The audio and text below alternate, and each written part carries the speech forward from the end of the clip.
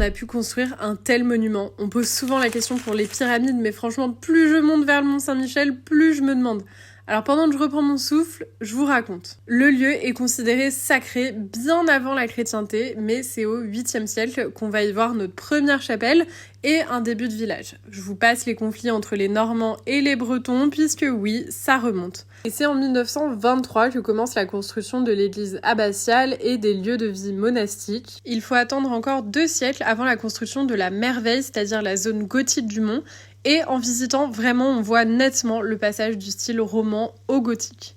Pour ce qui est de la fortification, il faut attendre plutôt les 14e et les 15e siècles. Et là, vous allez me dire, ok Lune, mais on a demandé comment et pas du tout quand. Donc la réponse courte, c'est avec beaucoup d'argent, une main-d'œuvre très qualifiée et des engins de chantier de pointe. Par exemple, au XIIIe siècle, des monte-charges permettaient de déplacer les matériaux et des échafaudages grimpaient en même temps que les bâtiments progressaient. Avant cela, le granit, il venait plutôt par bateau, il était tracté en fonction des marées. Et si on sait que la main-d'œuvre était d'exception, c'est au vu de la quantité de défis techniques qu'il a fallu relever, comme construire des cryptes à même le rocher pour soutenir la future abbaye.